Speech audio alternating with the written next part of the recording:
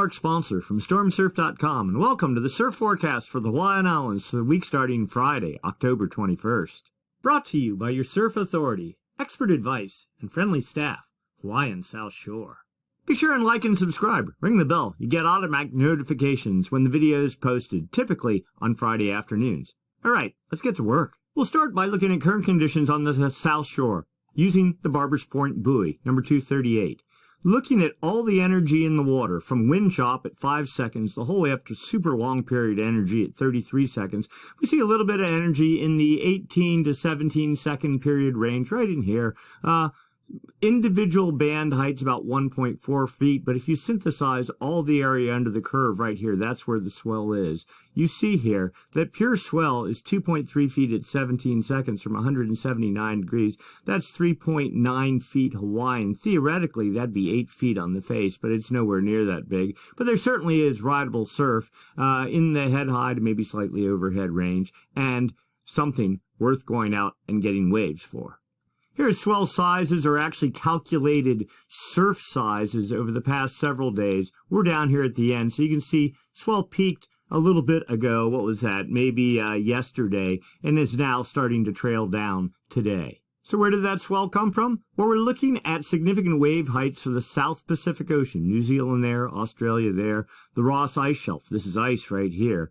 Okay, and South America over here. This is significant wave heights. There was a gale that developed southeast of New Zealand on Thursday, the 13th of October into Friday, the 14th, building 29-foot seas, and maybe, there we go, up to about 31-foot seas. Hawaii is at about 158 west, so right here. Once the gale passes east of that line, yes, the gale can continue, but swell energy will not be aimed at Hawaii, and that's exactly what happened as we get onto later Friday and into early Saturday, the 15th of October. Now, it takes about a week for swell from a gale down here to reach up into the Hawaiian Islands, and that's exactly what has happened, and that is what is producing and has been producing the surf that is hitting the Hawaiian Islands on the South Shore as we speak. Now, looking forward, there is a tiny little gale southeast of New Zealand today. This is Friday, the 21st of October, producing 23-foot seas, but that's to fade out pretty quick. We're just going to do a quick run. There is another forecast area of seas in the 20, 22, 24-foot range south of New Zealand, maybe building to 26 feet. Maybe there'll be some background energy from that, but that will be a week out, so that's beyond our immediate forecast window. But we're getting into winter mode. The southern hemisphere is going to sleep, and according to the models, that's exactly what's happening. So less emphasis now is going to be on the South Shore and more emphasis on the North Shore of the Hawaiian Islands.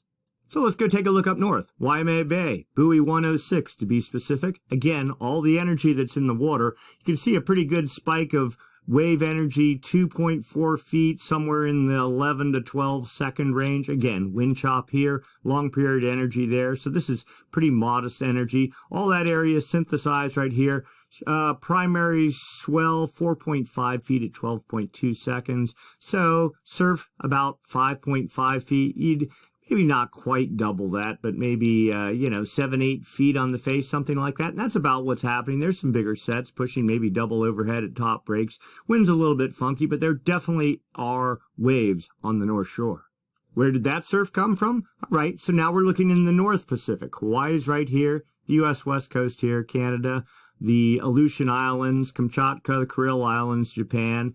A little gale, a cutoff low right here, developed north of the islands on Wednesday, the 19th of October, and it built with 20 to about 22-foot seas right there on early Thursday morning, aimed right at the Hawaiian Islands. That is the swell. You can see it was actually starting to hit on Thursday. It pulsed a little bit more swell hitting today on Friday, but that swell is supposed to be trickling down. Let's go look into the future now.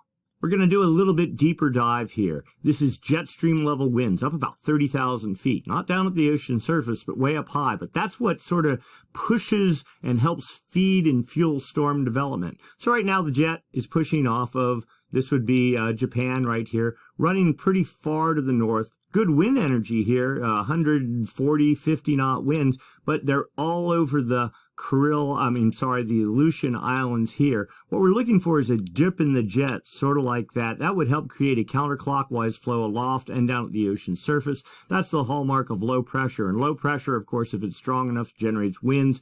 Winds, if they're strong enough, as they get traction on the ocean surface, produce seas. Seas, as they radiate away from the fetch area, eventually turn into swell, and swell and hit your beach turns into surf.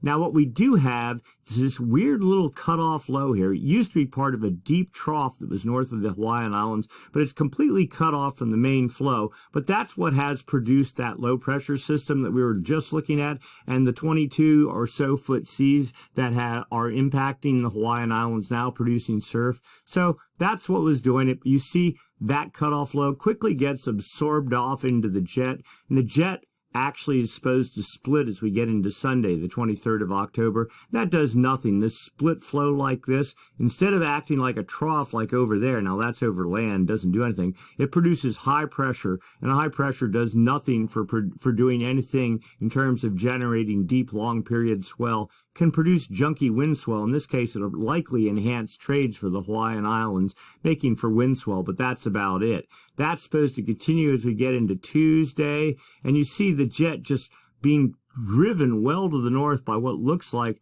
multiple lobes of high pressure. This doesn't bode well for surf production for the Hawaiian Islands. Now, as we get into Thursday and early Friday, the 28th of October, a little bit of a trough is forecast up here in the northern Gulf. But again, the Hawaiian Islands here at about 158, 157 west.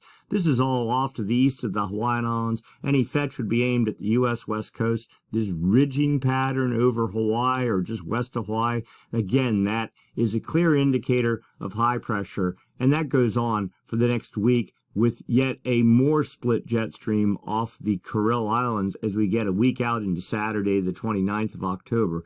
So not looking so good for surf production. But let's go take a look down at the surface. Here we are, surface level pressure, surface level winds, Hawaii right there. There's the little low that was producing fetch aimed at the Hawaiian Islands. We're just looking for any sort of like 35 or 40 knot winds aimed at the Hawaiian Islands from anywhere from about this point west of there. And we're just not seeing a little bit of a cutoff low there on Monday or Tuesday with 30 knot winds, but not even aimed at the Hawaiian Islands. Yes, here's 45 knot winds, but they're shrouded behind the Aleutian Islands up in the Bering Sea. That does nothing for swell production except in the Bering Sea. Not even a whole lot there because it's pretty shallow. And we know there's high pressure trades building 15 to 20 knots over the Hawaiian Islands as we get into Friday and Saturday, and just really not looking like a whole lot. Maybe a week out, a small fetch of 35 knot winds north of the islands might get some traction, push some swell south, but nothing obvious. Let's go take a look at the effect of those winds on the ocean surface. So here we are, significant wave heights, Hawaii right here. We're just looking for any sign of, we'll say, 20-foot seas. That'd be something in the yellows to oranges. In the Hawaiian Islands swell window, again, somewhere here south of the Aleutian Islands, not seeing it. We're not really expecting it given the jet stream pattern, given the blocking high pressure pattern. This is all pretty typical of La Nina. And we don't really see anything. There's 20-foot seas a week out. Models highly unreliable that far out. So maybe some hope there, but it looks like a pause. Let's get into the forecast. We'll start looking at the 5-day forecast for the Hawaiian South Shore. Here we go. New Zealand swell on Saturday the 22nd, slowly building to 1.6 at 15 seconds, 2.5 feet. So we're going to say shoulder high. Actually, that should say fading. A typo on our part. But, chest high, shoulder high surf, something like that. Fading again on Sunday the 23rd down to 1.6 feet at 13 to 14 seconds. So 2-foot Hawaiian. There'll be chest high on the sets. And Monday, fading more, 1.3 feet at 1 to 2 seconds, so 1.5 foot. So we'll say waist high. After that, no swell of interest again on Tuesday and Wednesday and probably beyond. That doesn't mean it's flat. Just means maybe wind swell, small waves, thigh to waist high. Good for learning. Take the soft top out. Go have fun with the family, but nothing too challenging. Then we look up north, Hawaiian North Shore forecast. Saturday the 22nd, the swell from the Gulf, or actually it's just north of the Hawaiian Islands. That's supposed to be fading from 3.9 feet at 11 seconds, so 4 foot, maybe foot or two overhead, something like that. And then on Sunday, it's just gone. No swell of interest either on Sunday, Monday, or Tuesday the 25th. Trades picking up on Wednesday, maybe some wraparound northeast wind swell, 3.6 feet at 8 seconds, so 2.5 to 3 feet, we'll say chest to shoulder high, maybe head high if you're lucky at top spots that have some exposure to northeast wind swell. And after that, we don't expect a whole lot. So summer is winding down for the South Shore. Not unexpected. Actually, we're doing pretty good seeing how it's almost Halloween and there's still southern hemi swell in the water. So we'll take that. Up north, we had a pretty good start. A couple of good days at some of the bigger wave spots. But that looks like we're taking a break for a little bit. The jet stream not favorable. La Nina in control. We're looking for that to break down long term. And hopefully as we get deeper into the winter, a better jet stream pattern and a better storm track is forecast. So for right now, good time, go take care of business. Go find some small waves, go surf, have fun, stay in shape, get ready for bigger surf somewhere in the hopefully near future, and do all your shopping at Hawaiian South Shore. They'll take care of you. All right, that's it for this week. We're going to do this again next week, same time. We'll see you then, and have fun.